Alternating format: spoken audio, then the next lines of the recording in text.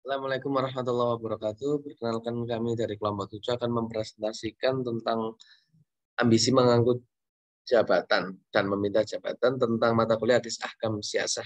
Baik, perkenalkan kami Semaran Maulana Ramadhani dan bersama rekan saya Nari Narani dan Yusa Linda akan mempresentasikan materi kami. Untuk materi pertama saya serahkan waktu dan tempatnya ke Saudara Nari Narani. Waktu dan tempat saya persilakan. Baik.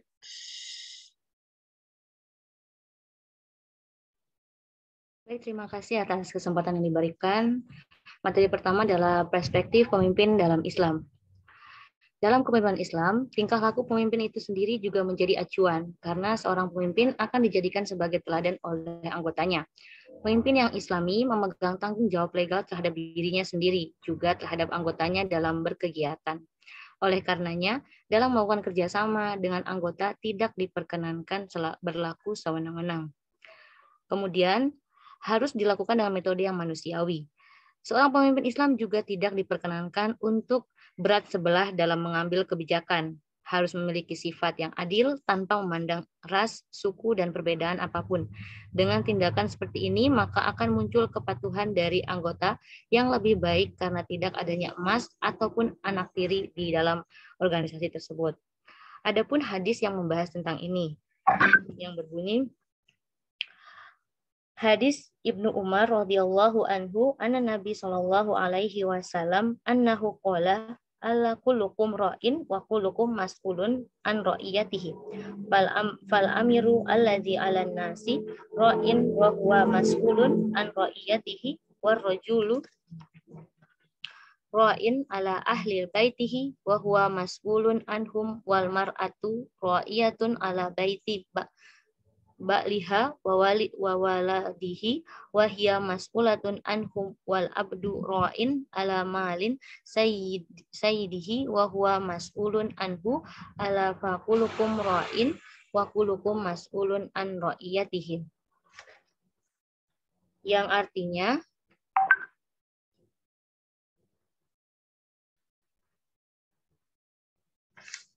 hadis Ibnu Umar diriwayatkan dari Nabi. Katanya, Nabi telah bersabda, kamu semua adalah pemimpin dan kamu semua akan bertanggung jawab terhadap apa yang kamu pimpin.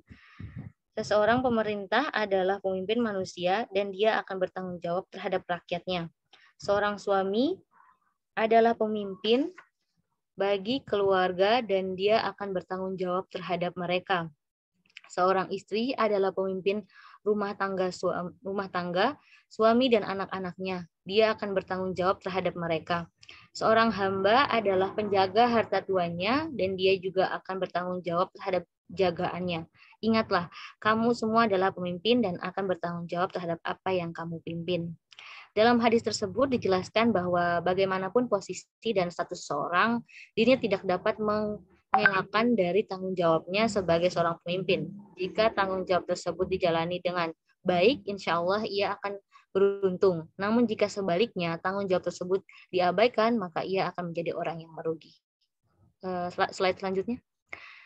Dalam perspektif Islam sendiri, istilah kepemimpinan tersebut disebut dengan khilafah, yang dimana khalifah sendiri memiliki makna pemimpin yang memikul amanah dan tanggung jawab untuk menegakkan yang ma'ruf dan meninggalkan yang mungkar.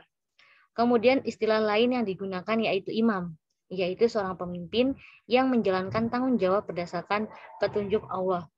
Yang membedakan kepemimpinan berdasarkan perspektif Islam dengan yang lain adalah pada kepemimpinan Islam lebih mengutamakan nilai-nilai yang diajarkan Islam dan juga semua itu dilakukan karena mengharapkan ridha Allah.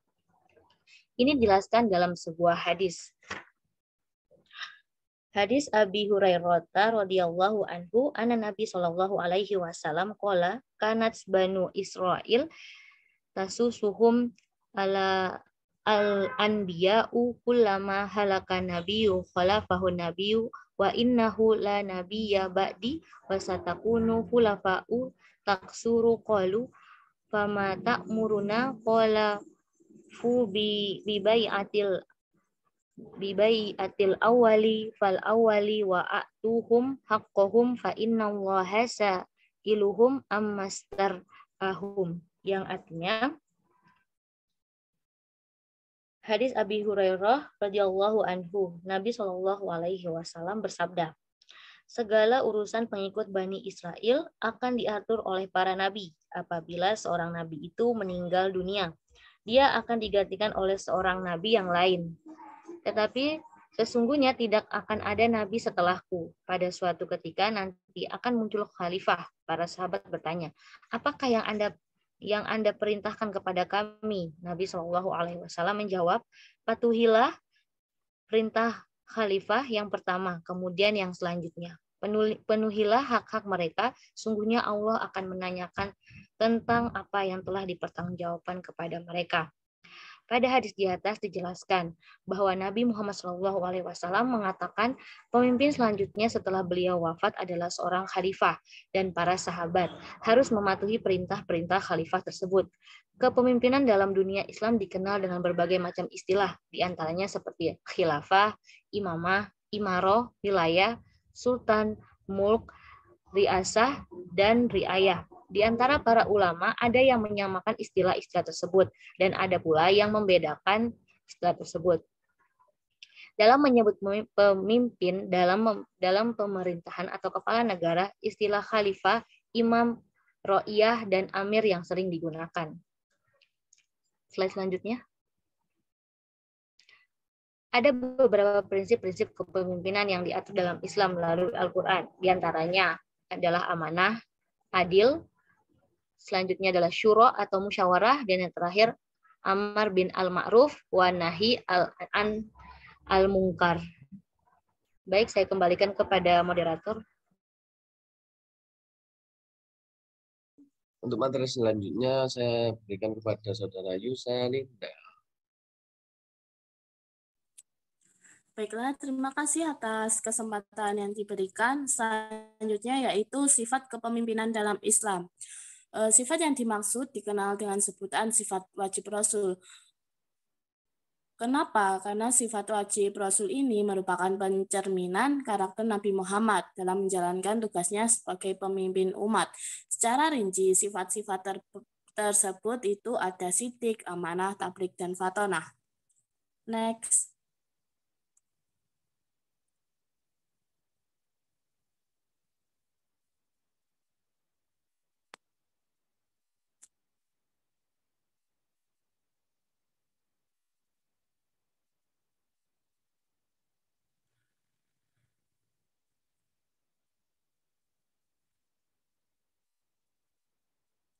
Baiklah, selanjutnya ada sidik. Beliau itu konsisten dengan kata-katanya. Beliau memiliki sifat utama, salah satunya yaitu sidik tersebut yang memiliki arti jujur dalam perkataan maupun perbuatan. Dalam hal kejujuran, pasti ada hadis yang menjelaskan tentang seruan Nabi Muhammad untuk umatnya untuk berbicara jujur di setiap keadaan, dimanapun dan kapanpun itu sesuai dengan hadis yang berbunyi,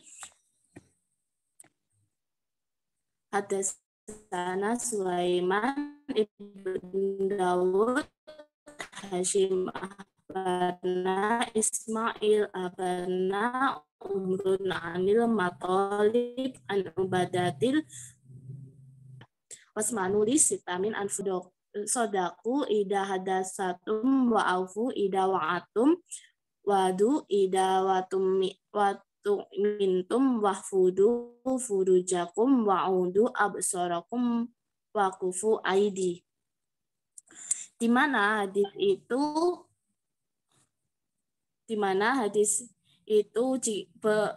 menjelaskan jika seseorang itu telah menjabat sebagai pemimpin, maka haruslah melakukan upaya yang sifatnya good governance, seperti transparansi, akuntabilitas, dan responsibilitas atas aktivitas operasional institusi yang dipimpinnya.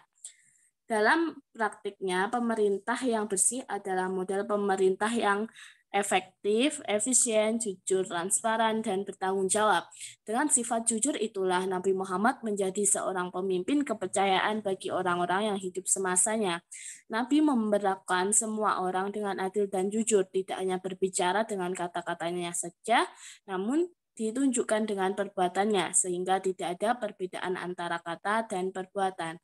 Next. Selanjutnya ada Sifat amanah. Pemimpin yang amanah yakni pemimpin yang benar-benar bertanggung jawab pada amanah, tugas, dan kepercayaan yang diberikan Allah. Yang dimaksud amanah dalam hal ini ialah apapun yang dipercayakan kepada setiap orang yang meliputi segala aspek kehidupan, baik politik, ekonomi, maupun agama. Dengan sifat amanah ini, pemimpin akan selalu menjaga kepercayaan masyarakat yang telah diserahkan di atas pundaknya. Kepercayaan masyarakat ini berupa penyerahan segala macam urusan kepada pemimpin agar dikelola dengan baik untuk kebaikan bersama. Adapun hadis yang menunjukkan untuk berbuat amanah yaitu next.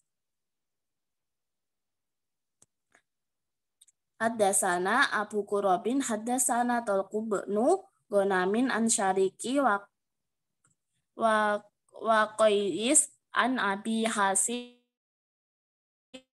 an Abi Shalih an Abi Hurairah qala Nabiyyu sallallahu alaihi wasallam adil amanatu ilaman manit tamanaka wala tahuna man khonaka.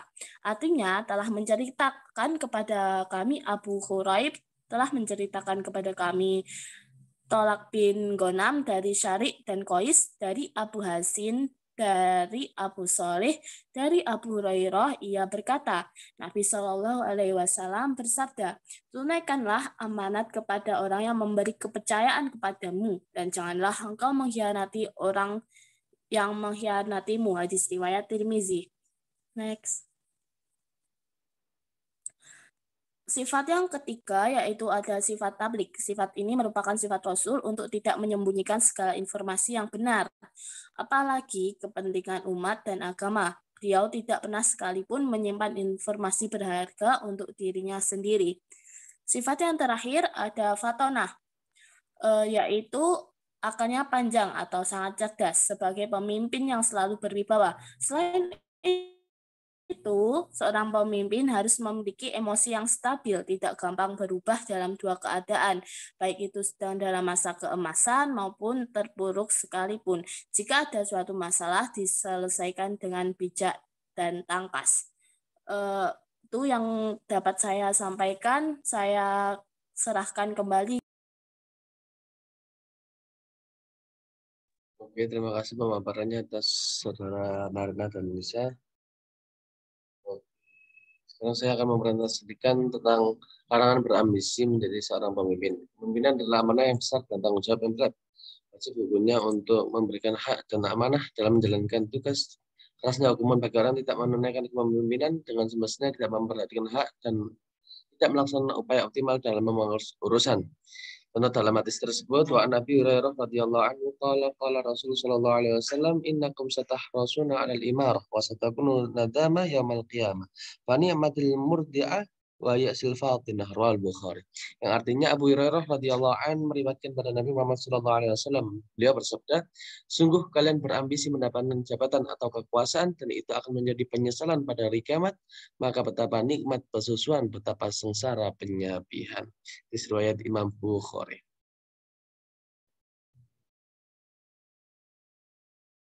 Oke, kemudian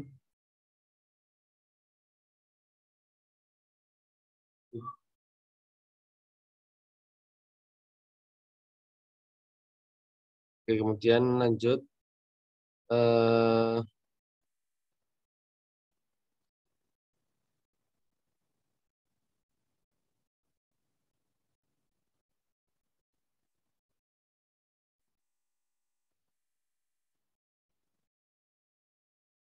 Kemudian secara umum, baik yang tertinggi, imamah, khalifah, presiden atau raja, hingga yang terendah bahkan satu orang saja, ambisi jabatan itu akan menyebabkan penyesalan pada hari kiamat, bila mana digunakan untuk penyalahgunaan baik dalam segi agama maupun kepentingan dunia. Dalam hadis yang diriwayatkan oleh At-Tabrani secara marfu melalui Zaid bin Sabit radhiyallahu anhu, ia berkata, Ni'ma syai' al-imara liman akhadha bihaqqiha wa khalfiha Wabi'sa syai'ul imara liman akhadha bi ghairi haqqiha takunu 'alaihi hasratan yaumal qiyamah. Yang artinya jabatan atau kekuasaan adalah satu hal yang begitu nikmat bagi orang yang mengambil hak dan menempatkannya dengan benar, akan tetapi menjadi sesuatu yang begitu menyengsarakan bagi yang tidak menempatkan hak pada tempatnya, serta akan menjadi penyesalan pada hari kiamat. Oke. Sabda Nabi Muhammad pada hadis yang pertama yang berarti kalian akan berambisi menunjukkan tabiat asli manusia yang menyukai jabatan atau kekuasaan karena posisi itu memperoleh keuntungan duniawi, karena itu datanglah sebuah larangan dalam hadis yang diriwayatkan oleh Syekh Khona bahwa Nabi Muhammad SAW berkata kepada Abdurrahman, la tasal ilmarah fa innakum in a'taitaha an sa'alati wa kana ilaiha wa in a'tiha an ghairi mas'alatin a'inat 'alaiha. Yang berarti janganlah kamu meminta berambisi jabatan, karena jika kau mendapatkan setelah meminta, ia akan dibebankan kepadamu, tetapi jika kau mendapatkan tanpa meminta, kamu akan dibantu. Oleh karena itu, pemimpin yang berambisi tidaklah disukai dan menjadi sebuah larangan keras, karena seseorang pemimpin yang berambisi dan memperoleh jabatannya akan menyesal di hari akhirat kelak. Karena seseorang yang berambisi terhadap jabatan disinyalir kelak ia tidak dapat mengemban amanah sebagaimana seorang pemimpin yang mewakafkan. Larangan kemudian kita beranjak ke larangan meminta jabatan yang berhadis Haddatsan Ahmad bin Yusuf haddatsana bin Malik waqal innakum satahrasuna lil mara wa satakuna nadamatan yaumal qiyamah fa ni'mar radha'a wa bi'sal fatana. Wa qala Muhammad bin Yasar haddatsana Abdullah bin Humran haddatsana Abdul Abad. Nah, ini sama tentang hadis yang tadi yang telah diterangkan. Kemudian untuk hadis yang terakhir, yakni larangan seseorang yang meminta jabatan. Saya akan bacakan hadisnya yang berbunyi qala sallallahu alaihi wasallam, ya Abdullah bin Sarrah, la tas'alil imara fa in u'titaha an mas'alin wa kan ilaiha wa in a'taha ghaira mas'alatin a'inat 'alaiha wa idza khalat an yamini fara'aita ghairaha khairan minha wa in dalati wa khairu fi rajam. Yang berarti telah menceritakan kepada kamu wahai Abdullah, jika kamu diberi tanpa membantu, jadi dapat disimpulkan bahwa meminta jabatan dan meminta berambisi menjadi jabatan adalah seorang yang dapat dipertanggungjawabkan kelak menjadi orang yang sangat merugikan di akhirat. Demikianlah presentasi yang saya sampaikan. Untuk kurang lebihnya saya mohon maaf. Wassalamualaikum warahmatullahi wabarakatuh. Wis. Srek.